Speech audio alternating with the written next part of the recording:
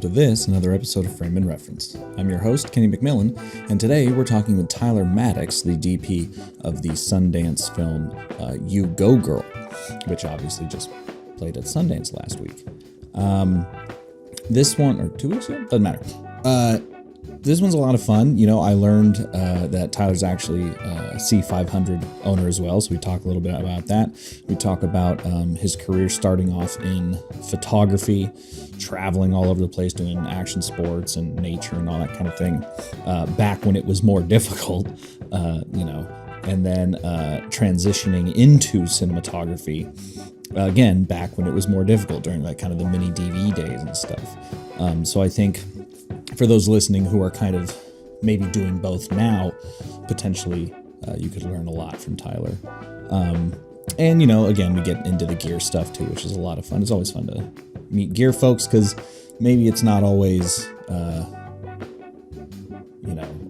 emotionally or artistically satisfying, but it is a lot of fun, which I think most people would be willing to admit. But yeah, so we had a lot of fun talking. Tyler's like infectiously happy.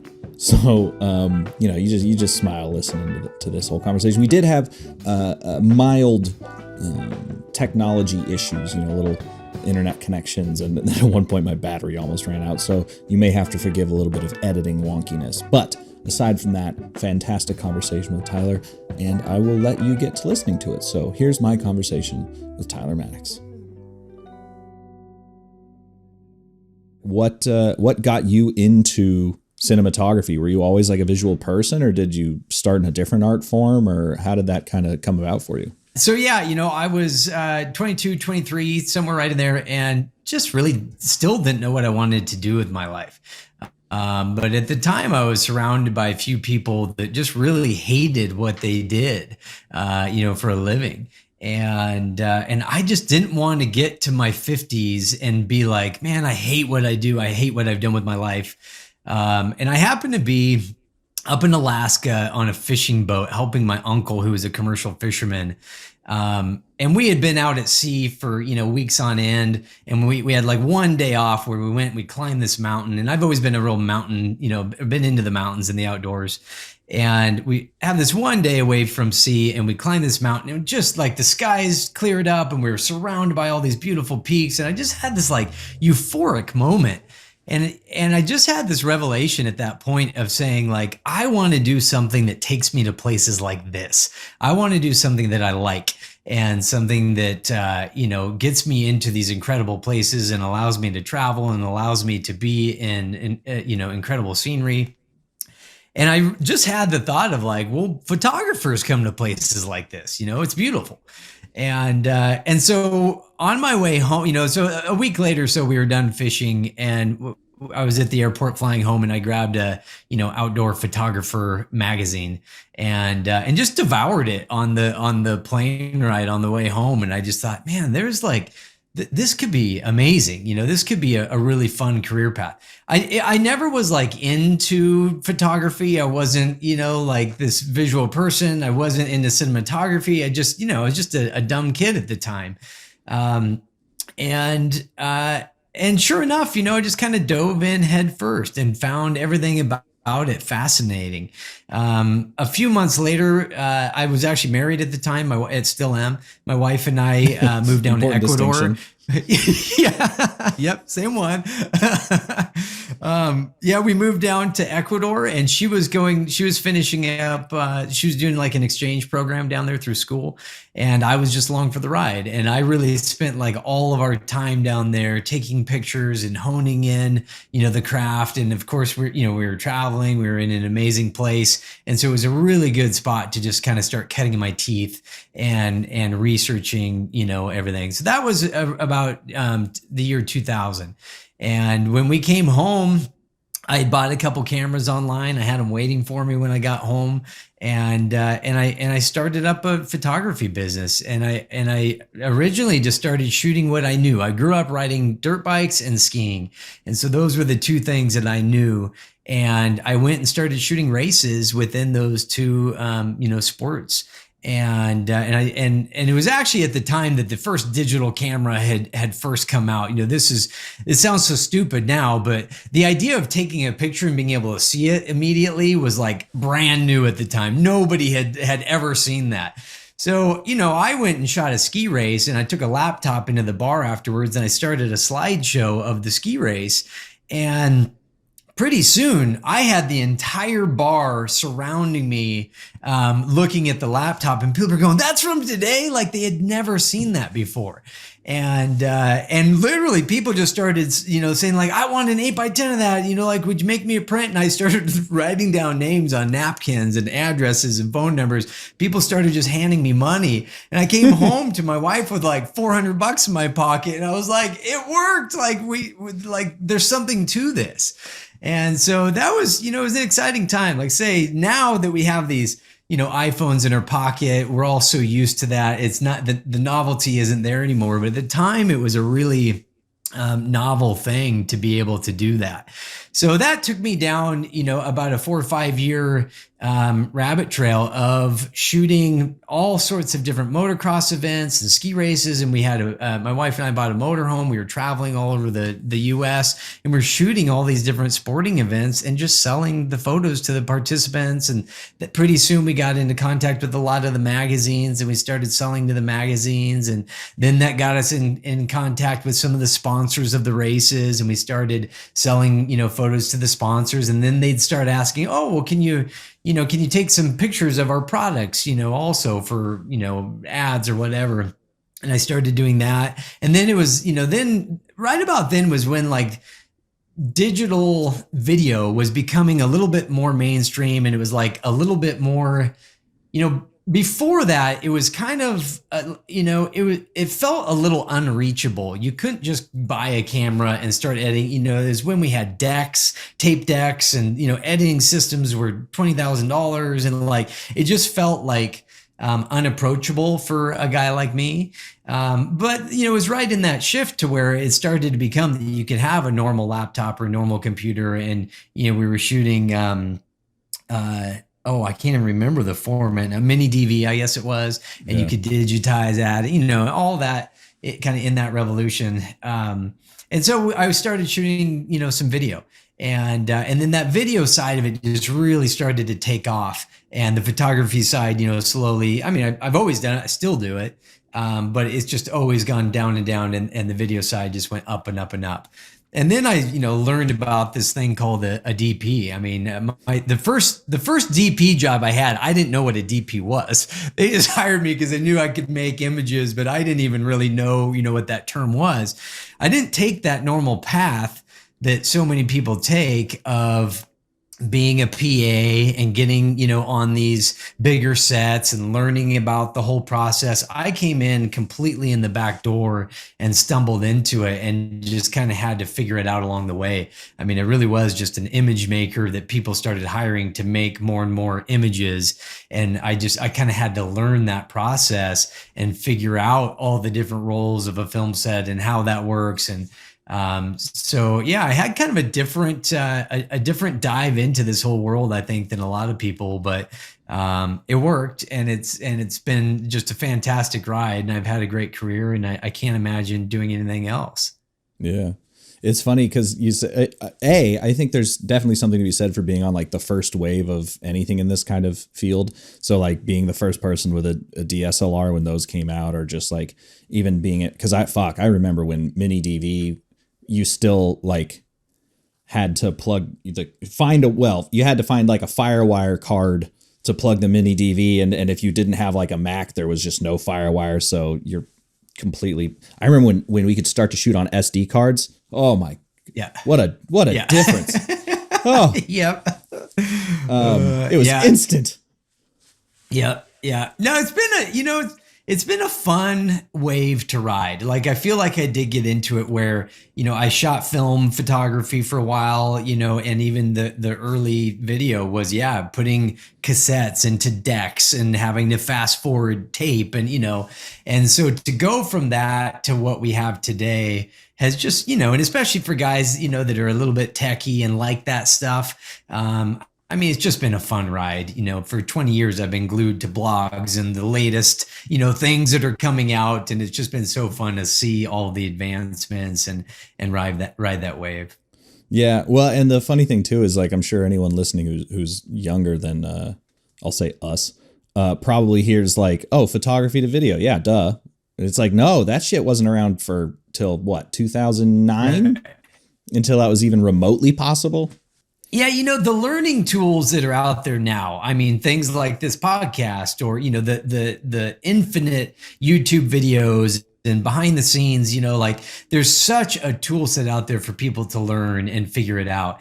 Back then, like the way I even learned grip gear was like watching DVDs, and there used to be that you get a DVD and it would have a little behind the scenes at the end of it.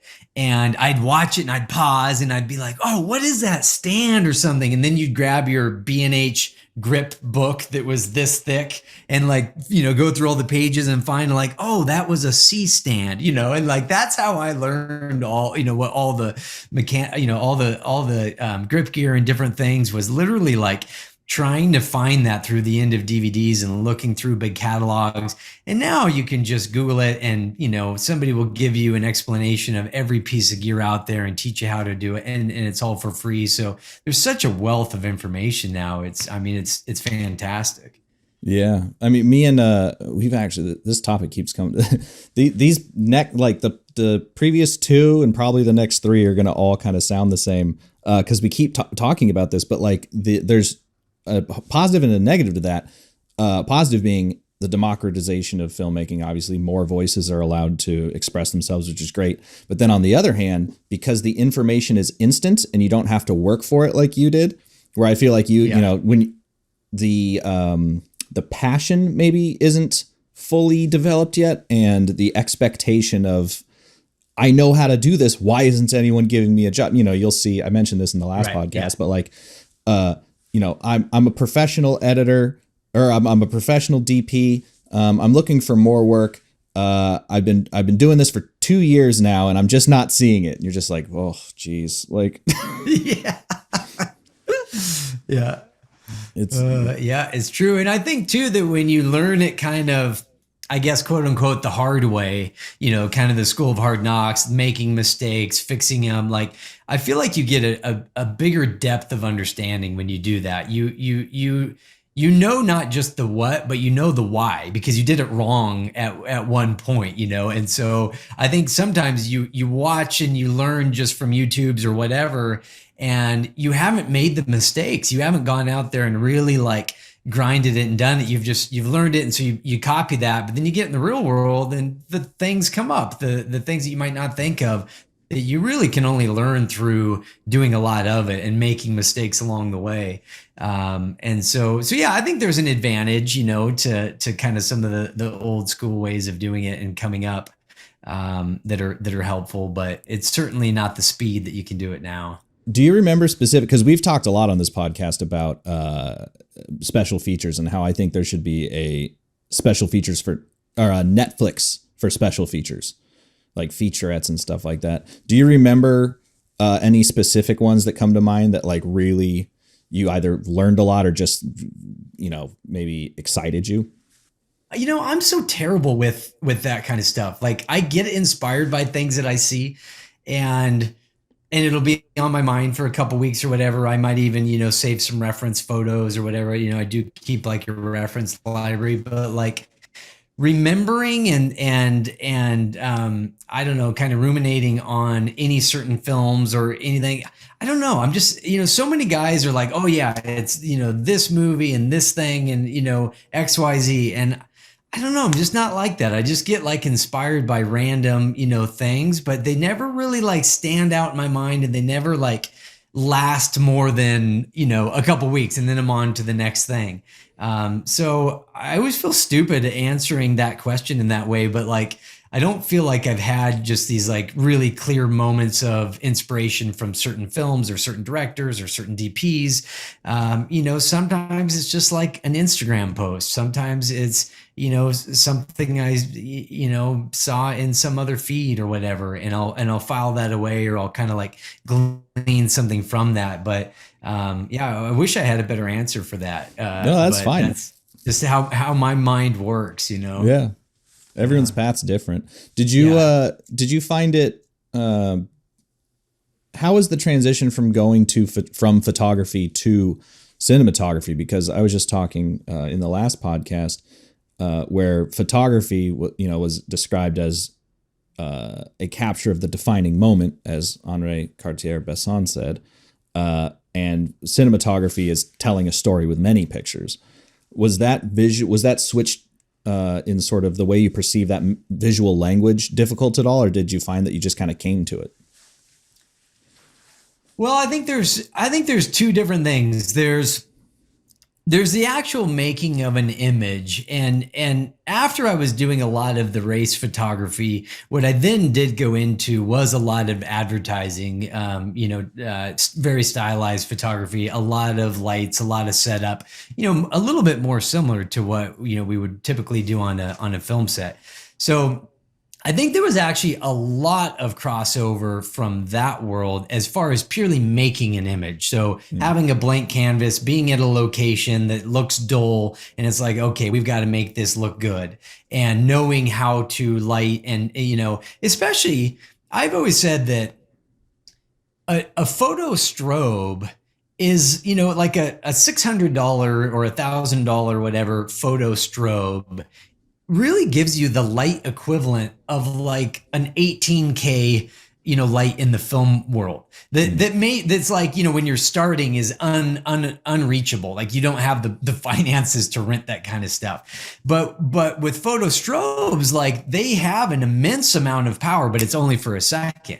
And so like I felt like I really learned what I could do with, matching the sun's exposure, or like having the power of some really big lights. And being able to do that, but on a much different budget. And so I felt like some of the bigger setup advertising photography gave me a lot of the tools in how to shape light, how to create an image that is compelling. The part that it doesn't teach you is how to tell a complete story, and how to do that in coverage, and how to shoot for an edit. That's, I think, the piece that took a little longer to figure out, in that, like, oh, I can't just take this one pretty picture and it tells a story. Like we need cut points, and those cut points need different angles and different compositions. And, I think that's the part that took a little bit longer, but certainly like the image making ingredients, the toolbox for that is the same. It's shaping light. It's understanding light. It's understanding all the mechanics of light and shadow, and, ratios and all these things, that is just the same. And so I find that carries over, really well. It just, the other hard part was just like at first learning especially back then, it was more confusing back then, in the early days, but, frame rates and codecs and interlacing and, like all these things. There was just like so many things that you'd have to Google all the time of like, what is this? Like I just felt like it was harder to wrap your head around back then than it is now. I feel like things are a little, the camera technical side is a little bit more straightforward. I think maybe it's just that I've gotten used to it, but so anyway, that's what I would say. The image making stuff absolutely translates over, but there's a lot of other things that go into cinematography that are more than just making a pretty image. And so, sorry, I forgot to mute my phone here. That's all right. And so those have been the things that I've had to learn, outside of making images. Did any of that come, or did most of that come from just doing it, or were you leaning on any sort of like mentors or anything like that were kind of pointing out like, no, you need a wide here or whatever? Yeah, no, it was a lot of making mistakes. Yeah.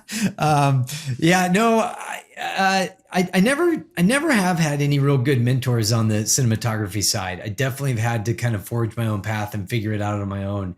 And I think it was, it's especially, I think it's really good for guys to edit their own stuff. I don't consider myself an editor. I can do it. I do a lot of it. I don't actually enjoy it, but it's also like very helpful because you understand what you need in coverage. And, that's a huge part of what we do is just, working with the director and trying to figure out the best coverage for a scene and how to tell it right. And so, I don't know. I think I'm very like perceptive. I definitely will watch film. Like if I've got to shoot a certain scene, I'll often try to find, a film that has a similar scene. I'll really study like all their angles. I'll take screenshots and I'll look at it and go, okay, they did these 5 different shots. Like what did each of those do for the story? And, did it help? And what would I do different? And, so you kind of just start to, you grind it out and try to plan ahead and try to figure out what is going to work to both cut together, but also how is it going to tell the story the best? Yeah. Are you sort of tangentially related? Have you been on Shot Deck at all? No, I don't think so.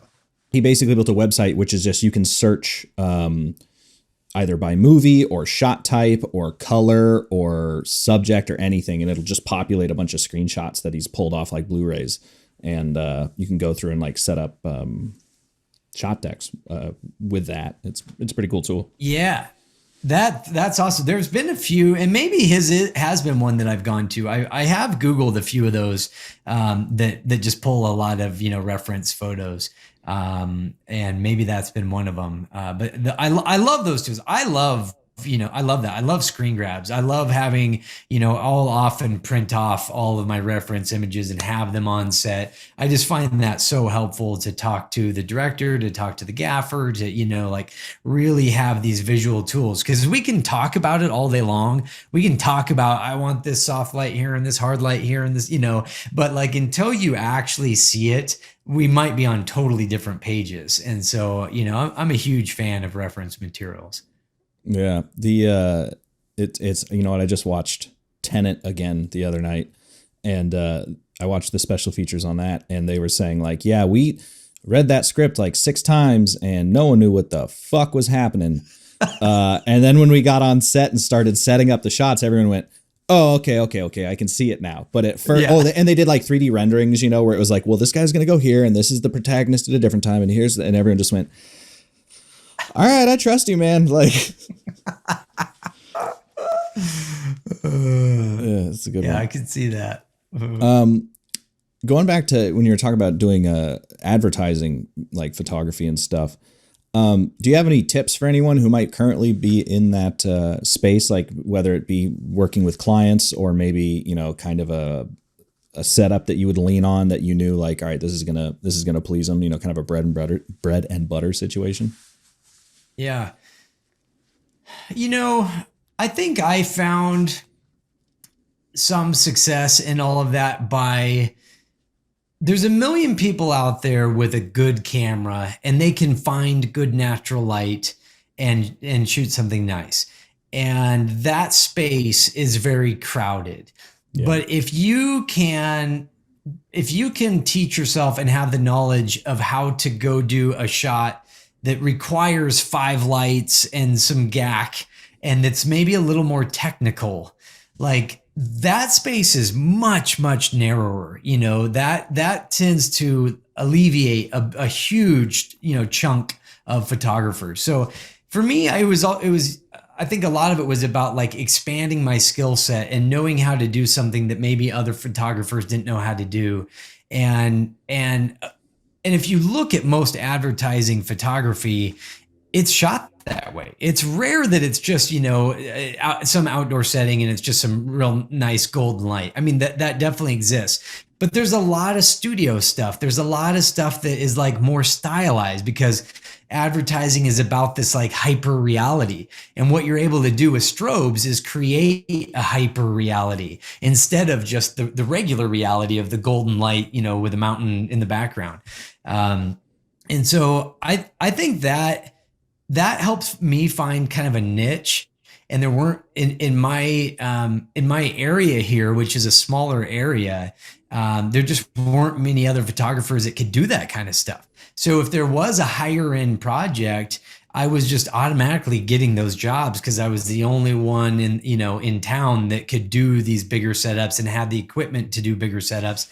And it's not like that major of an investment to be able to have some of the gear to do that, but it does take an investment, and it does take a little more learning, but it gives you an upper edge on maybe, quote unquote, the competition around you, and allows you to be able to create something that maybe a lot of other people can't create. And then, like I said, that shaping of light and learning how to use all of this artificial light translates into a lot of other things, especially cinematography. So I don't know. So that for me, I guess, was my go-to. Like, that's kind of what I positioned myself as, was, this guy that had the ability to do something that was a little more out there and a little more stylized. Yeah. Well, and going back to what you're saying about being in a small area versus potentially, quote unquote, missing out on being in a big city. The problem with being in a big city is you don't, you were one guy who could do that. Here in LA, there's probably a million, Yeah. You got to be real fucking gregarious. Yeah. It's true. I've had a real mix of, at times, like I say, feeling like it's been a rough go because I'm not in a major metropolitan area. And in other ways, it's been a real advantage because I have been able to be kind of the big fish in the little pond, and where there isn't a lot of other competition and there isn't a lot of other people doing this.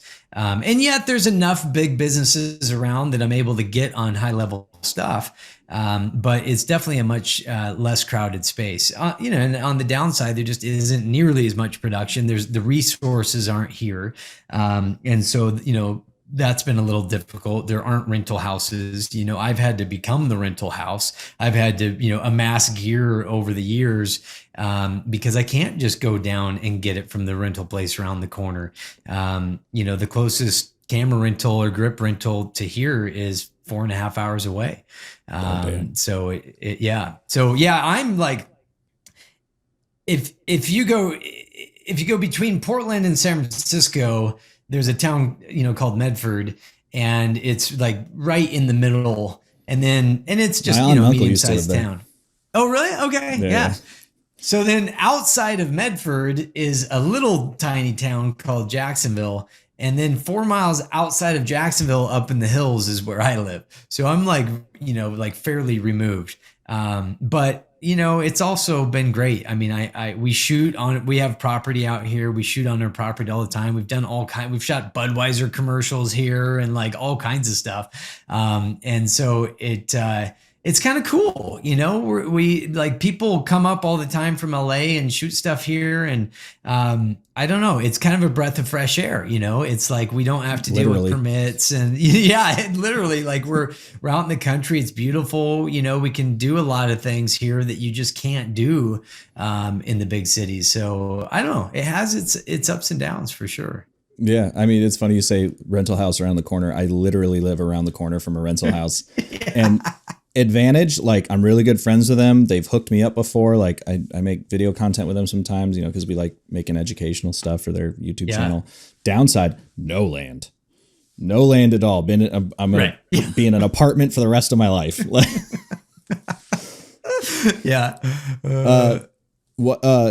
Walk me through, because this is kind of like a combination of a few questions now, but it's interesting you said that. Walk me through what it's like to shoot a Budweiser commercial. How is that interaction with the client? What were their expectations? How were they managed? What, mistakes did you make? Well, I got to back up on that one, because that one I actually didn't shoot. Funny enough, I ended up being the talent in that one. And it was because they came looking in the film industry. They thought that the talent that they were searching for, which they didn't want an actor, they just wanted a Joe Blow. And they thought that they might find it in like the film crews in Oregon. They thought they might find the right person. And so a casting director was was calling to a producer friend of mine up here, and talking about what they wanted for this Budweiser commercial, and they ended up casting me for it, and we shot it here at our house. And client in that way, I did not shoot it. I was just. Gotcha. Yeah, you lagged out there for a second. Sorry for my probably delay. Yeah, no, all right. Disadvantage to potentially living in the mountains. Wi-Fi might not be. You got it. It's been my number one struggle. Yep. It is internet. Yep. We were just talking about this. LA actually doesn't have great internet anywhere. Like if you want fiber internet, you have to go to OC or San Diego. Really? And I assume the Bay Area, but like, yeah, LA completely just owned by this company Spectrum. And they're just like, you'll get what we give you. You know? Thank you. Yeah. Yeah. It's been a challenge. Yeah, for sure. So, talk to me about how you got the You Go Girl gig. How did that come about? And like, and the shooting, because it's a short. So how I assume you shot that, what, 3-4 days? Yeah, something like, I think it was only 3 days. So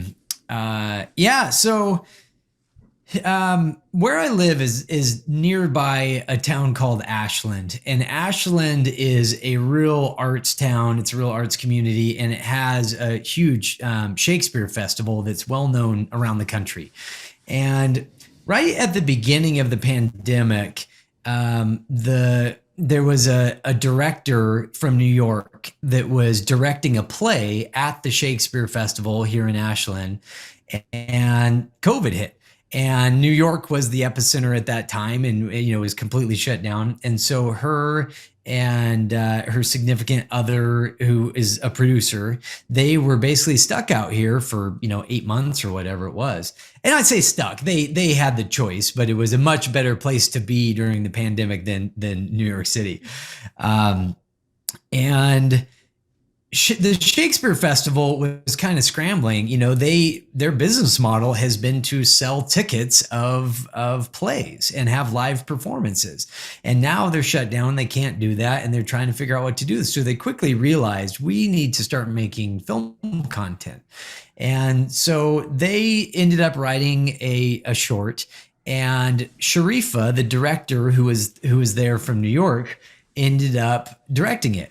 Well, it was her first film that she directed. She's done a ton of theater stuff. That theater has been her world, but she also wanted to make that move over to film. And so anyway, they put together a short, and they got in contact with me to shoot it. And same thing, we actually shot that here on our property, along with on a creek in Ashland. But a lot of it was here. I also have a studio here, and we a lot of that film took place in this little tiny like camp trailer, and we brought it into the studio and shot day for night in there, and did some fun stuff. And anyway, and that was a fantastic experience. We really hit it off. I really connected with the director and the producer. It was a really fun, collaborative experience. And the film, the film was great. It didn't get nearly the accolades that this last one did. But all that's to say is that was kind of their first foray into filmmaking. So then they went on and ended up getting a grant to do another one in Oregon. And that's when they ended up writing You Go Girl. And then we kind of got the band back together, and they came back over from New York. And, at this point, I think we all learned a lot from the first, film. And I think especially they did, having it been their first, time. And we just went hot and heavy into this next one. And it just, from the moment I read, all the time I'll read scripts, and, sometimes it's kind of hard to visualize it. I'm not the best at visualizing it straight from the words. I need to see it. And sometimes I have a hard time seeing. When I read this script, it was like, oh man, this feels powerful. Like this feels like it could really be something. Mhm. So I was really impressed with it, and yeah, so we dove into filming. They, like I said, they came back out here, and we shot it over a few days. We shot it in some really beautiful Oregon country. There again, we have an advantage of some really beautiful country around here. A lot of mountains. There's some great scenery in it, um, and shot it, and now here we are. Yeah. What this might be a more of a director question, but could you speak to any of the sort of lessons that were learned transferring from a theatrical production to a film? Because obviously, like if you're an actor, I'm sure you have all your lines memorized. You're like, no, you just have to memorize a page, and like what? But like, Yeah. aside from that kind of thing, the production side of it. Yeah, absolutely. That's a great question.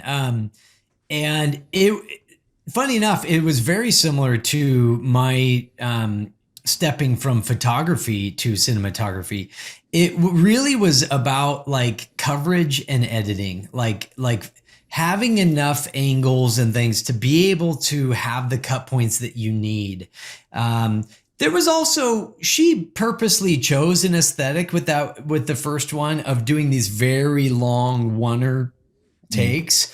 But I think that also, posed a problem when you do like a really long oneer, you don't have anything else to cut to. And so if it doesn't work, or if it's taking too long, or the pacing isn't right, you can't really manipulate that. So you're kind of stuck with it. So I that's my guess on what I think that Sharifa would say. I definitely, I think when we shot this next one, we definitely did the coverage way different than we did the first one. And I think that was, part of that lesson that was learned, is like really understanding, like, how can we have more flexibility in post, and like, let's give ourselves options, and let's make sure that we can, cut this together the way that we need to.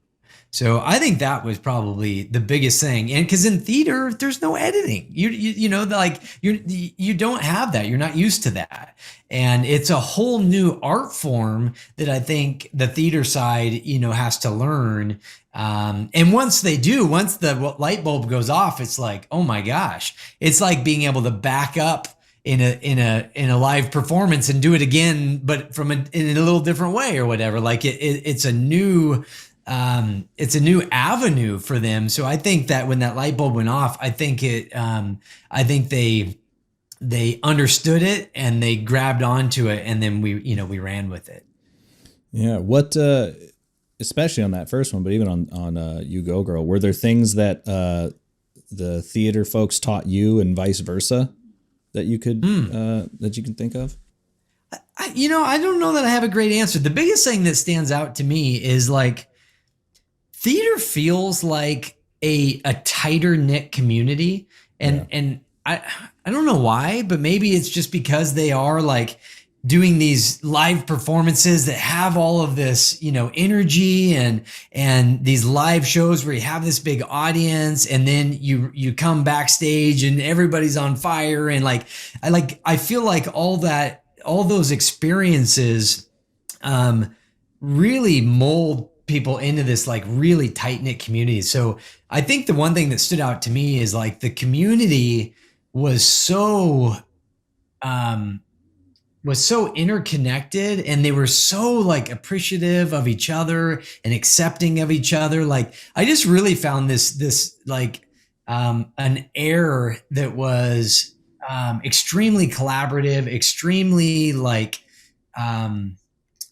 I'm at a loss for words for it, but just like so accepting, Yeah. and they just all loved each other, like, and I don't know, like you don't always see that on a film set.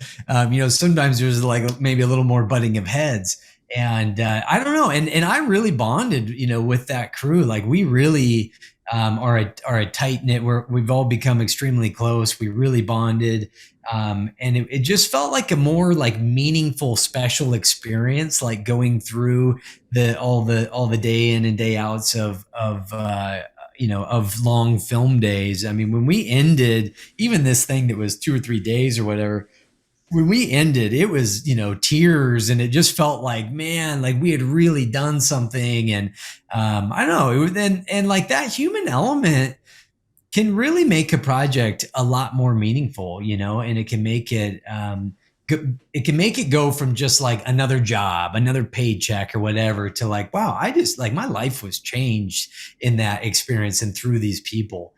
And I think everybody that was on that crew from the shoot would say yes, like this wasn't just about making a film, it was about making lifelong, connections. It was pretty spectacular. I'm gonna have to switch out a battery. Okay. I fucked this up. Hold on. No worries. Okay, that'll save it. One nice thing I like about the C5, I'm shooting on a C500. It's the most over-engineered webcam in the world. Yeah.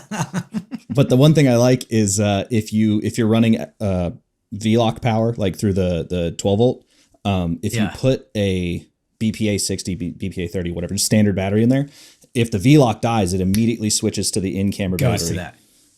That's sweet. Yeah. Yeah, because I just sat here and went, oh no, I have to swap that. It's going to kill it. No, it won't.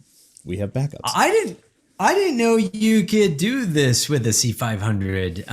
I thought it was like I'm doing it on R5 through the like EOS webcam thing or whatever. So how are you doing it? I don't know. You're going to have to like search for these because Amazon stopped making them. I mean, Amazon, China, whatever. But they're these. Yeah. Hold on. Got to do the makeup influencer thing. These things. Okay. It's literally just an HDMI to USB adapter that I run out of the HDMI of this camera. So you can do it with any camera. Whatever company, I mean, it literally just says HDMI video. There's not a company name on this thing. But I bought like 7 of them because I just started like giving them to friends and stuff. Cause they're like, especially at the beginning of the pandemic, I was just like, yeah, this thing has worked flawless. It's totally plug and play. The camera or the computer sees it as a webcam. And so like this microphone is just XLR'd into the camera, and then it's just pulling the audio from the monitor inputs. I guess I'm surprised that it shows up as a webcam. I thought that took like some special sauce, whatever, Well, so it does if you're going like through USB, but because it's just straight HDMI, it treats it like a regular, the camera treats it like a monitor, and the computer, because the little adapter, treats it like a USB webcam. Very cool. Yeah. Good to know. Good to know. Yeah. Yeah. And this was $16. Like, wow, not even an investment. So, little tip for if I leave this in. But what I was going to say about the theater thing is I don't know if I've ever said this on this podcast, but when I was a kid, I was I was a theater actor. Okay. So that's something that I kind of had to mentally switch, and I grew up in a really small town too. So that like,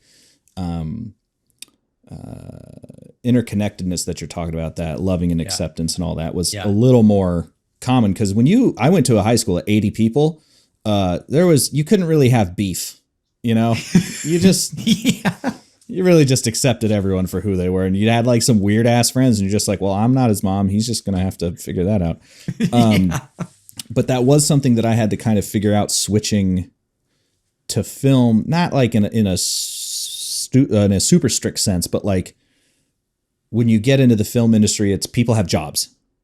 You're not there to make friends. I think that's what it was. I think the thing I had to learn was I'm not there to make friends. Now, that isn't to say you don't end up making friends, but your goal is not to make friends. And I think theater, the first thing you do is like team building exercises, Right. Yeah. Yep. That's exactly it. That's exactly what I felt like was that those people came from that kind of an environment. Whereas, the film industry, it's, maybe not quite that same way. But I find it when you do have that kind of collaborative experience with a crew and you all jive and you all respect each other and you do make something magical, it's the most rewarding thing ever. That's just like such a fun experience and so much better than to be like, Oh yeah, we made some really pretty images, but everybody hated each other, and three people walked off set, and whatever. Like I've been on those, and that's that's not fun.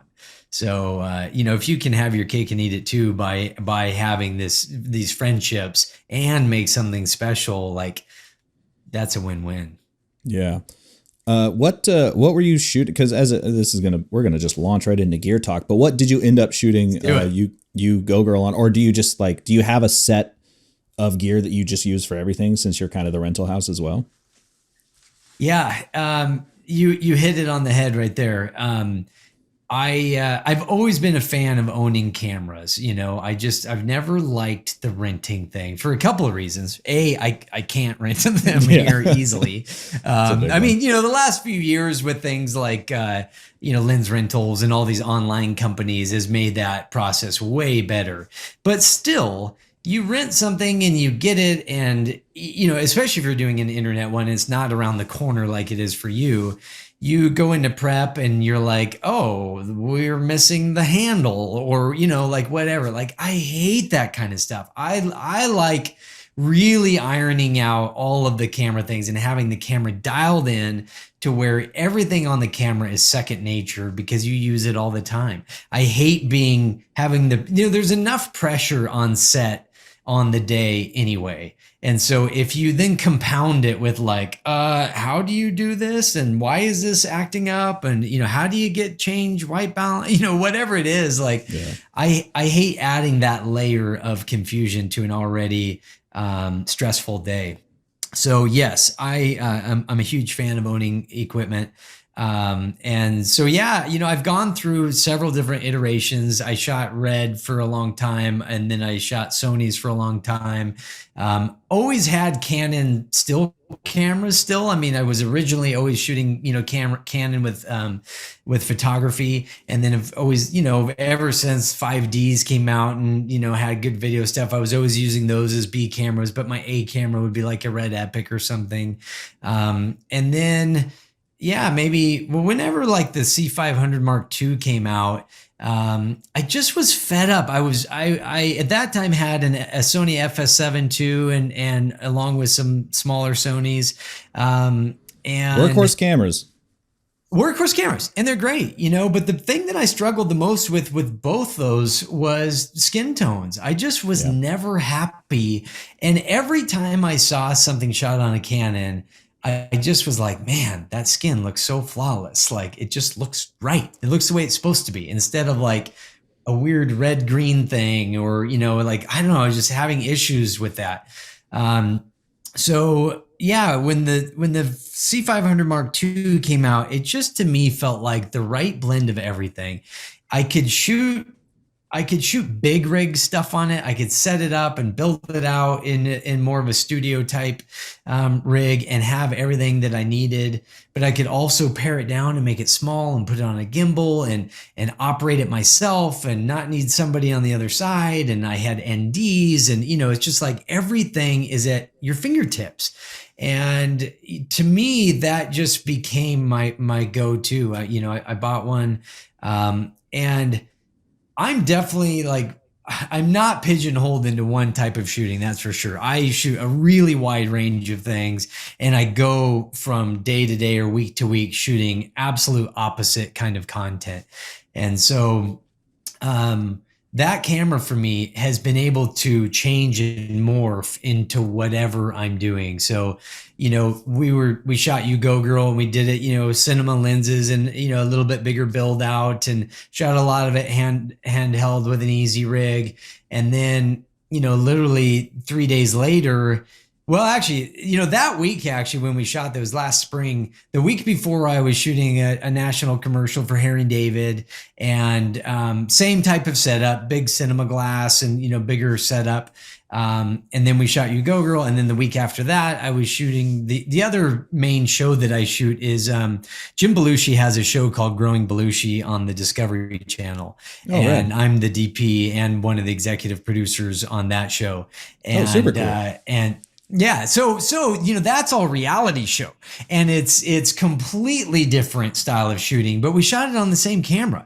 We're just shooting on a different lens. So with You Go Girl and some of the commercial work I was doing before, we were shooting it on the C500 with their Sumi Ray lenses, and then we would jump into like the 17 to 120, for and set up totally for reality. A lot of zooms, a lot of zooming in and out, and they want all this like shakiness and searching for focus and whip zooms, and so we go The into Office that effect. mode. Yeah, that's exactly it. Yeah, Yeah. and yeah. That call of like, hey, we want it more shaky and more focus finding and more zooms, and as a DP you're like, this is what I like fight against all the time, but reality, that works for the reality space. So anyway, all that's to say, that camera platform for me has just been like the sweet spot. It's able to do all the different things, and it is attainable. Like some of these cameras aren't they're just not attainable for an owner operator, that's not renting them out, every week or whatever. And so like it's affordable. You can own it, and so then you can learn it and have it be your just every week camera. And so yeah, I've been a huge fan of it. That's almost exactly why I bought it. I was kitting out a C200. And that morning, I remember I was just up really early for some reason. And that morning I was like, I wonder if they're ever going to make like another C500. And I just Googled it just to see like, because in my head I was like, should I just buy an old C500? Like, what? And it was like that morning was the press release. Yeah. For the Mark II. And I was like, no shit. And so I put in an order. I called my contact at Film Tools and I was like, hey, you're going to get one of these, right? He's like, yeah, we ordered a handful. I was like, cool. Put me down for one. And he's like, wait, seriously? I was like, yes, right now. Do it. I got serial number 8. No way. Wow. Yeah, I was awesome. Right in there. Yeah. Yeah. But yeah, just being able to like, I've said nearly the same thing in the article I wrote for ProVideo Coalition, which was like, it can literally do whatever you want. Yeah, it can. I think the only gripe I have is right after that, they released the C300 that does 120 frames. Yeah. And I was like, because the DGO sensor is like whatever, and I don't see myself using 120. Although I will say the C500 does, for anyone listening, the C500 does do 120 frames in Super 16 crop. Right. Yeah. But I was like, you can't figure that out, engineers? Right. But, Yeah. I don't know. It's not a big deal, but you know what my solution was? I bought a C300 also. Oh. So, at the time I was doing, it was actually when we came back on for doing season 2 of Growing Belushi. It was a 2 to 3 camera shoot, and it just made sense to like, wow, the pairing of the 2 cameras has been fantastic, because there are a couple things that the C300 does better and a couple things the C500 does better. And I found that owning both, like the other day we were doing like a tabletop shoot where we needed 120, and it was a lot of macro stuff where I actually preferred having a Super 35 sensor. Yeah. And so, and it is with that sensor, the DGO or whatever it's called is a little bit cleaner in the shadows. And so, it ended up being the perfect camera for that. And so I do bounce back and forth. And with the show, what we did was we shot a cam with C500 in Super 35 crop mode, because we were shooting on the 17 to 120, which is a cropped lens. And so I shot that in 4K. And then the same thing on the C300. And so it made a really great like 2 camera setup. And then if we needed 120, which we did occasionally, then we would shoot that on the C300. If I needed like crazy, shallow depth of field or something else, then I'd go to the full frame C500. And like, I've really found that having the 2 has been like really a sweet setup. Yeah. For me, I mean, like, my work's almost always single camera. But I was thinking of picking up a C70 because I don't need like really for like if I was to do like corporate work, interviews, stuff like that, where I just plop it down. Right now I use my Fuji X-T3, and I have found that I actually can match them Wow. nearly identical, which threw a bunch of Yeah. people off. I wrote a whole article about it. Yeah. But even same thing, wrote an article comparing the 500 and the 300. And I found that, as you said, the shadows are less noisy on the 300, but Yep. if you shoot at 400 ISO on the C500, there's too many hundreds now. 400 ISO, shadows clean up immediately. Yeah. Yeah. So I just shoot everything at around 400, unless it's like super bright, then I'll jack it up. But yeah, just like a little bit of, And that is tint adjustment and pretty much identical image.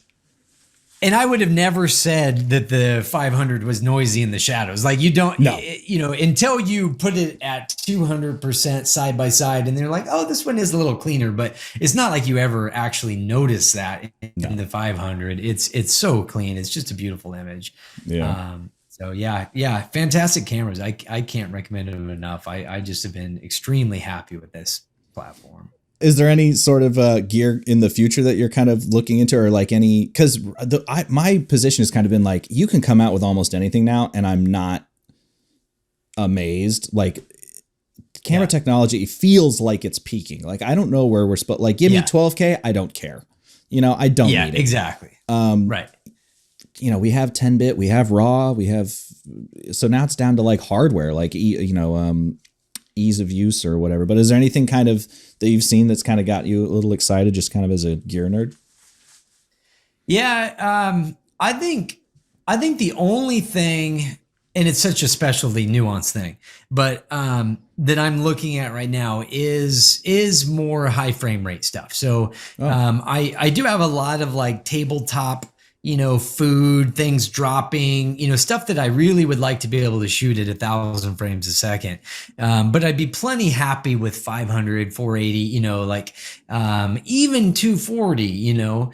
And so I'd say that that's the one kind of specialty nuance thing. It's not in every job, but you know, whenever you can splice in some of that really slow-mo footage, if you're doing any kind of action, you know, if you're shooting a skier and most of it is all live action and some of it's at 60 or 120, and then they throw that one big spray of powder and you can go to 1,000 frames, like that's magical. So you're right, though. We have peaked in so many ways. Like the drones that we're getting now for $4,000 or whatever are little insane. Mavic that shoots 8K. Yeah. I mean, I just picked up that latest, the Mavic 3, and it's like, you know, I'm getting, you know, this beautiful log image and at a high bit rate and, you know, so many things. And then like with the Canon system, I don't feel like I'm missing anything in there, you know, besides a really high frame rate. I would love to be able to just crank up, you know, to 480 or something and be able to do it. But, you know, it is a specialty camera thing. And there are some cameras now that are coming out with, you know, in the 10,000 and under range that'll do 1,000 frames.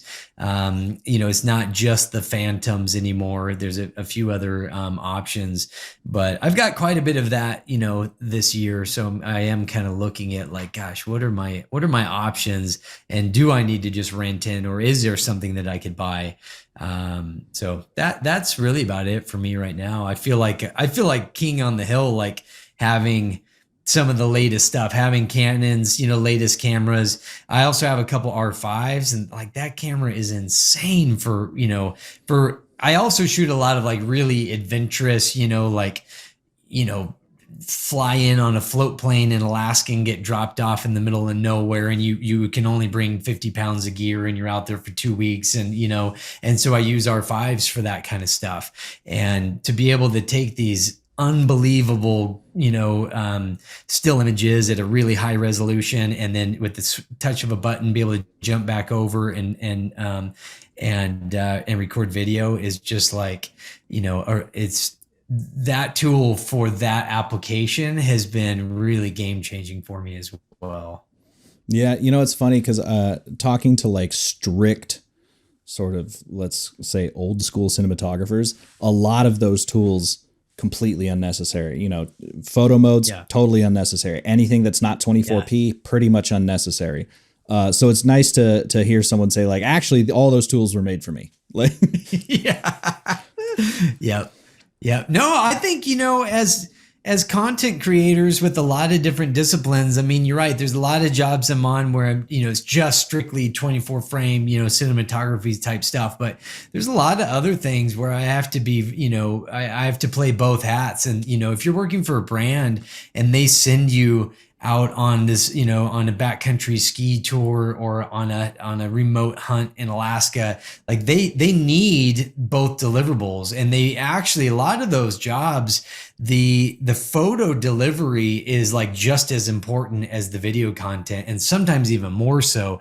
I know I shoot another like adventure hunting type show that's on the Sportsman's Channel called The Most Wanted List.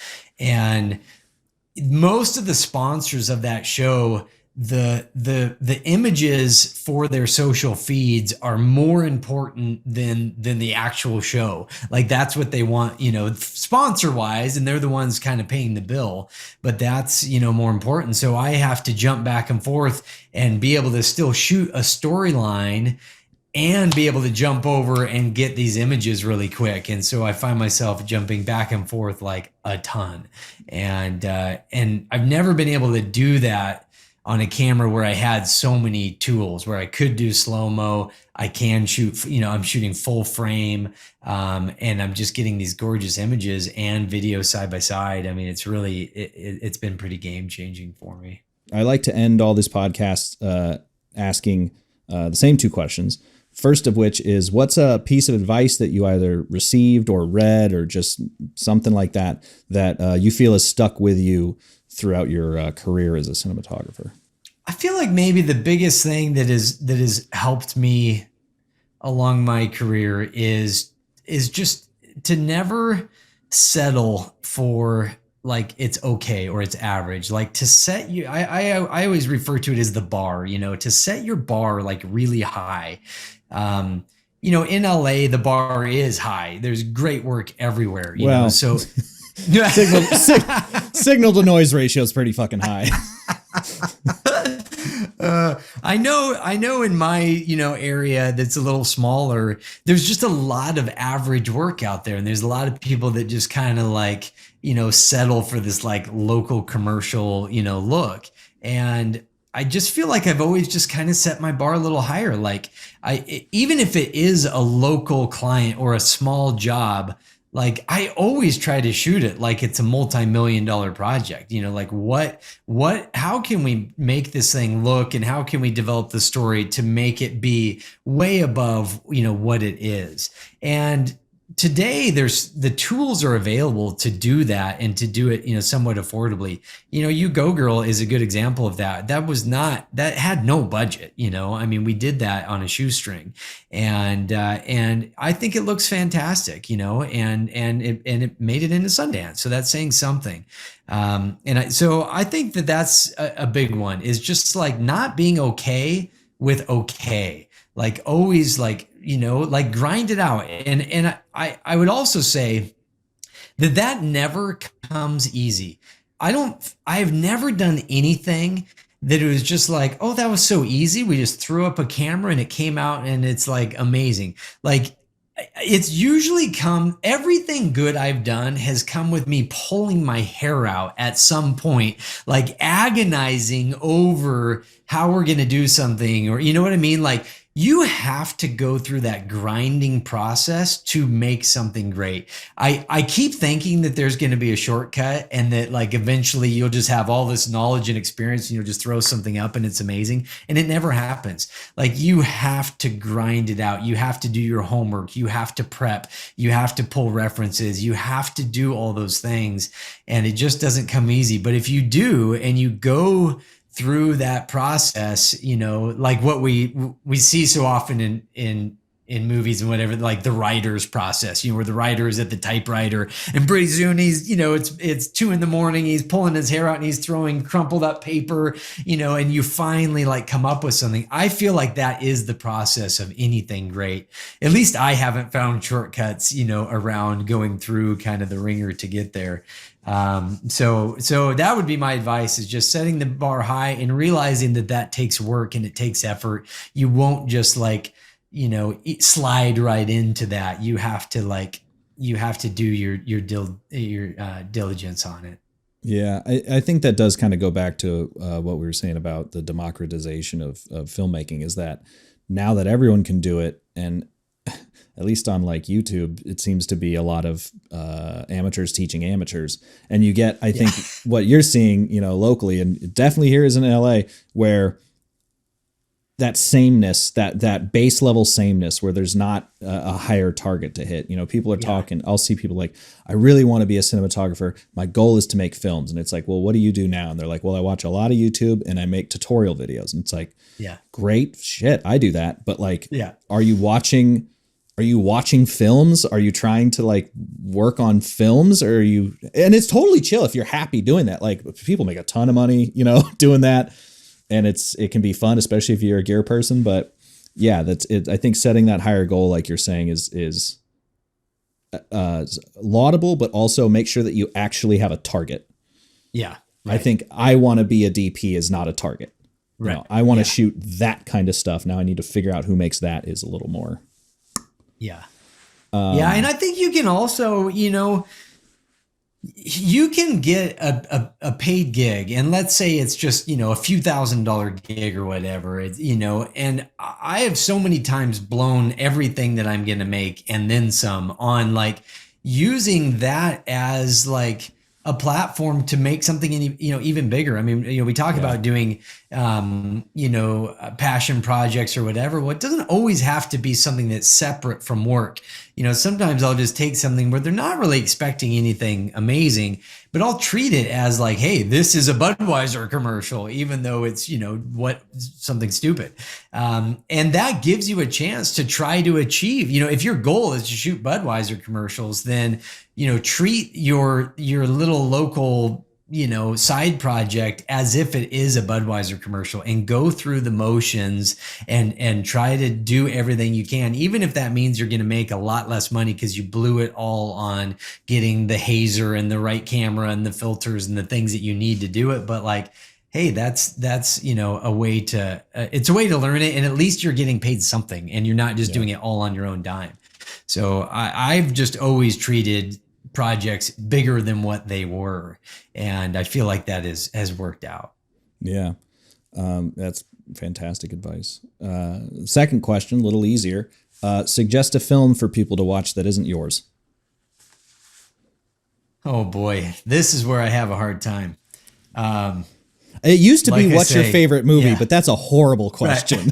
Right. Yeah. I get inspired, but you take little bits from different films, and sometimes it's story elements, sometimes it's camera elements, and like, one film, it's rare that one film like changes, a lot for me. It's just that, you saw one thing in this film that you're like, oh, that was cool. I remember, and again, I have a terrible memory for films. And I'm not like I'm not like a huge, I don't spend all my time like watching and memorizing and studying film. But I remember watching like Ford versus Ferrari and being really like inspired by a lot of their like outdoor, outdoor lighting. A lot of, honestly, it was a lot of golden light, a lot of sunset stuff, like a lot of beautiful stuff. And then, there's other stories like, the Green Book that were, are just super inspiring, and, and it may not even be the visuals, but then you go like, okay, some of these good films, like at the end of it, you go like, well, the cinematography didn't stand out to me, but man, I was so enveloped in the story. And then you need to go back and look at the cinematography because it kept you in the story. And it's like, it didn't stand out, but it didn't pull you away. So what were they doing and how did they use it? So yeah, I don't know. I'm terrible with movies. That's fine. But to be fair, like, I think that a lot of people would argue that that's perfect cinematography when it doesn't draw attention to itself, right? And it just serves the story perfectly. Yeah. And you notice it, when it's bad, you definitely notice it. And then you go like, oh, what's, like it pulls you out of it. So I think when it's just really well executed, it can be magical. Yeah. Well, I appreciate giving me a little extra time. That was a fantastic conversation. I really enjoyed that. Yeah, likewise. It was fun. Yeah. Yeah. Thanks for having me on. I appreciate it.